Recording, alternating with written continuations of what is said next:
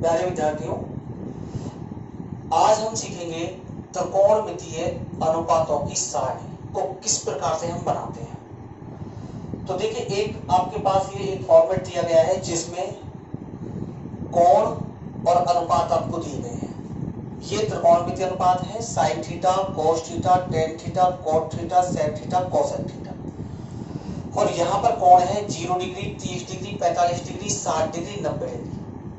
आज हम सीखेंगे कि इन त्रिकोणमितीय अनुपातों का मान हम किस प्रकार से निकालेंगे। जैसे कि देखिए, साइन 0 का मान कितना होता है, साइन 30 का मान कितना होता है, साइन 45 का मान कितना होता है। इसी प्रकार से हमें इन सारे मानों को सीखना है कि हम इनको कैसे निकालें और कैसे याद करें।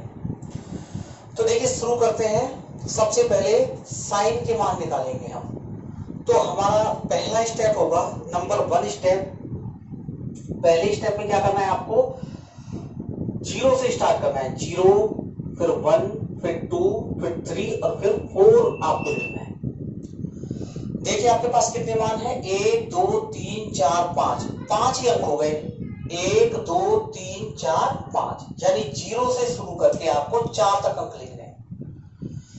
इसके बाद क्या करना है, आपको इन सभी अंकों में 4 का भाग लगा देना है। 4 का भाग सभी अंकों में, 4/4।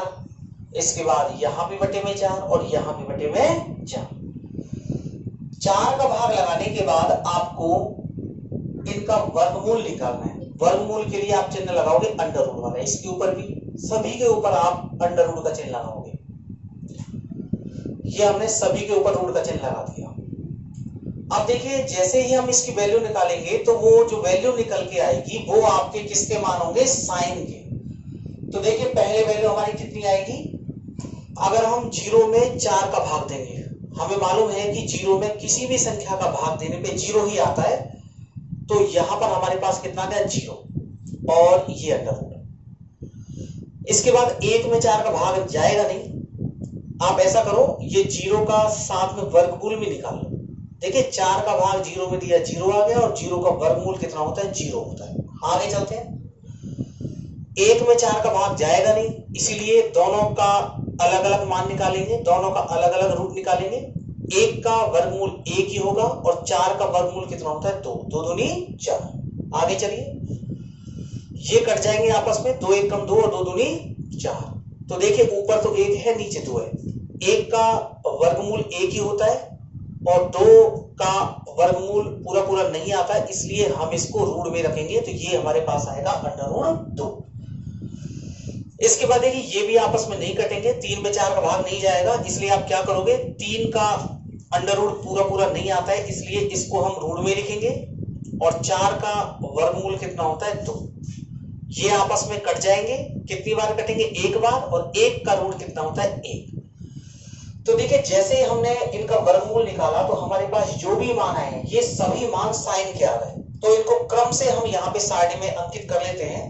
साइन सबसे पहले हमारे पास 0 आ रहा है, तो 0 के नीचे यहाँ 0 लिख दीजिए। दूसरा यहाँ पर लिख दीजिए आप, तीसरा यहाँ पर लिख दीजिए, चौथा यहाँ पर लिख दीजिए, और 5वां यहाँ पर लिख दीजिए। तो इस प्रकार से आपके पास साइन 0 का मान 0 आ गया, साइन 30 का मान 1/2 आ गया, साइन 45 का मान 1/√2 आ गया, साइन 60 का मान अंडर रूट 3/2 आ गया, और साइन 90 का मान कितना आ गया, 1। सबसे इजी मेथड कि क्या करना था, एक बार फिर समझिए। सबसे पहले आपको साइन के मान निकालने हैं। हमें 0 से लेके 4 तक के अंक लिखने हैं, गिनती लिखनी है आपको। इसके बाद सभी में 4 का भाग लगा देना है, और 4 का भाग लगाने के बाद आपको इनका वर्गमूल निकालना है। तो जो वर्गमूल की वैल्यू निकल के आएगी वो सभी मान आपको इस साइन के सामने रख देने हैं। तो ये आपके पास साइन के सभी मान आ गए। अब देखिए, ये पहला स्टेप था आपका। अब हम सेकंड स्टेप, यानी हमारे जो सेकंड लाइन में मान है वो हम निकालेंगे, और वो किसके मान है, कॉस के। तो देखिए, कॉस के मान निकालना बड़ा आसान है। आप क्या करोगे, पहली सारणी में, पहली जो लाइन में मान है उनका क्रम बदल दीजिए। तो क्या करेंगे हम, क्रम परिवर्तन। कैसे होगा क्रम परिवर्तन, कि देखो, जो मान यहां पर था वो यहां आ जाएगा, ये एक यहां आ जाएगा, ये वाला यहां आ जाएगा, ये वाला यहां आ जाएगा, ये यहां आ जाएगा, और ये यहां। बड़ा आसान, कुछ भी नहीं करना आपको, इनका क्रम बदल देना है। जो लास्ट में था वो पहले नंबर पे आ जाएगा। इसके बाद ये यहां आ जाएगा, ये यहां आ जाएगा, ये यहां पर, और ये यहां पर। तो तो 2 मान आपके निकल चुके हैं। अब बात आती है tan की। तो देखिए तीसरा स्टेप हम करने जा रहे हैं। tan का फॉर्मूला होता है sin थीटा बटा cos थीटा। tan का मान कब आएगा? जब आप sin के मान में किसका भाग दोगे? cos के मान का। देखिए sin का मान ऊपर है, cos का मान नीचे है, तो sin के मान में आपको cos के मान का भाग देना है। तो देखिए कैसे देंगे, एक मान मैं आपको निकाल के बता देता हूं। sin का मान है 0 बटे में cos का मान है 1। चलिए भाग दीजिए। आपको मैंने बताया था किसी भी संख्या का यदि 0 में भाग लगाएंगे तो आंसर कितना आता है? 0। तो हमारे पास tan 0 का मान कितना आ गया? 0। यानी आपको क्या करना है? sin के मान में cos के मान का भाग लगाना है। आगे देखिए, अब 1/2 में हम √3/2 का भाग लगाएंगे। जब हम 1/2 में √3/2 का भाग लगाएंगे तो देखो क्या आएगा। हमें मालूम है जब भाग करते हैं तो समान संख्या आपस में कट जाती है। तो देखिए यहाँ पर 2 और यहाँ पर 2, ये आपस में कट जाएंगे। तो ऊपर तो बचेगा 1 और नीचे बचेगा √3। तो ये हमारे पास tan 30 का मान आ गया। आगे चलते हैं tan 45 के मान पे। 1/√2 में 1/√2 का भाग देना है।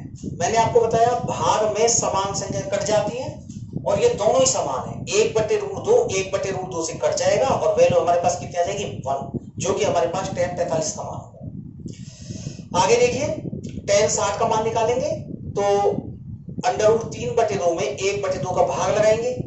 2 से 2 कट जाएगा, ऊपर √3 बचेगा, नीचे बचेगा 1। अब हम जानते हैं कि जब हम 1 का भाग लगाएंगे √3 में तो √3 ही आ जाएगा, इसलिए हम इसे यहां से हटा देंगे और हमारे पास tan 60 का मान आ जाएगा √3। इसके बाद लास्ट वैल्यू देखिए, अब हम 1 में 0 का भाग लगाएंगे। अब यहां पे ध्यान देना है आपको कि 0 का भाग अब हम 1 में दे रहे हैं, यानी 0 का भाग किसी भी संख्या में देते हैं तो हमारे पास इंफिनिटी आता है, अनंत आता है, अपरिभाषित। दोनों मान ध्यान रखना, जब संख्या का भाग 0 में देंगे तो 0 आएगा और 0 का भाग संख्या में देंगे तो अनंत आएगा। तो ये आपके हो गए 3 मान। अब हम क्या करेंगे? चौथा स्टेप अपना, और चौथे स्टेप में आप फिर से क्या करोगे? क्रम परिवर्तन। देखिए क्रम परिवर्तन कैसे होगा? ये वाला मान तो यहां आ जाएगा, लास्ट वाला पहले नंबर पे आ जाएगा, √3 यहां आ जाएगा, 1 यहां आ जाएगा, 1/√3 यहां आ जाएगा और 0 यहां आ जाएगा। अब बात करेंगे sec की। देखिए हमारा 5वां स्टेप sec थीटा। sec का सूत्र होता है 1/cos। तो हमें क्या करना है? sec का मान निकालने के लिए cos के मानों की हमें आवश्यकता होगी। तो पहला मान मैं आपको निकाल के बता देता हूं। देखिए जैसे 1/cos, sec 0 का मान निकालेंगे तो हमें किसके मान की आवश्यकता होगी? cos 0 के मान की। तो देखिए sec का मान निकाल रहे हैं तो हम क्या लिखेंगे? cos का मान यहां से 1 लिखेंगे। ध्यान से देखिए sec का सूत्र होता है 1/cos, तो 1 तो ये आ गया और cos का मान कितना है हमारा? पहला cos का मान है 1, तो 1 से 1 कटेगा कितनी बार? 1 बार। तो हमारा पहला मान जो है वो कितना आ गया? 1 आ गया। आगे चलते हैं, हमारे पास cos का मान है जिससे हमें sec का मान निकालना है। तो देखो आगे आपको क्या करना है? अब हम क्या करेंगे? √3/2 किसके नीचे लिखना है आपको? 1 के नीचे। तो 1 के नीचे जब हम √3/2 लिखेंगे तो क्या वैल्यू हमारे पास आएगी? आपको एक सिंपल सी ट्रिक बताता हूं। नीचे की संख्या ऊपर और ऊपर की कहां ले जाइए? नीचे। यानी 2 तो आ जाएगा हमारा ऊपर और 3 कहां जाएगा? नीचे। पलट दीजिए संख्याओं को, संख्याओं को नीचे की ऊपर चली जाएगी, ऊपर की नीचे आ जाएगी। यही काम यहां पे करना है। √2 ऊपर चला जाएगा और 1 कहां जाएगा? नीचे। और जब 1 का भाग देंगे तो √2 ही आएगा, इसलिए 1 को यहां से हम हटा देंगे। इसमें भी यही काम करना है आपको। 2 ऊपर चला जाएगा और 1 कहां जाएगा? नीचे। तो नीचे 1 की कोई वैल्यू नहीं है क्योंकि 1 का भाग 2 में देंगे तो 2 ही आएगा। इसको देखिए, अब आप यहां पर मैंने आपको बताया था 1/cos और cos का मान कितना है इस बार? 0। तो देखिए 0 का भाग किसी भी संख्या में देते हैं तो आपको मैंने बताया था क्या आता है? इंफिनिटी, अनंत आता है। तो ये हो गया आपका sec का मान।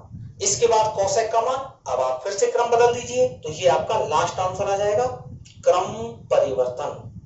बदलिए क्रम, कैसे बदलेंगे? ये यहां पर आ जाएगा, ये यहां पर आ जाएगा, ये यहां पर आ जाएगा, ये यहां पर आ जाएगा और ये यहां पर आ जाएगा।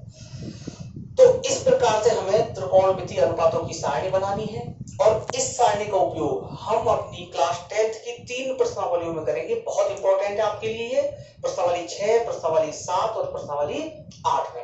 इसलिए इसको आप ढंग से समझें। अगर किसी भी प्रकार की किसी भी मार्क में कोई मिस्टेक है, आपको प्रॉब्लम नजर आती है, आपको समझ नहीं आता है, तो आप कमेंट बॉक्स में मुझे बता सकते हैं। तो ये थी आपकी त्रिकोणमितीय अनुपातों की सारणी।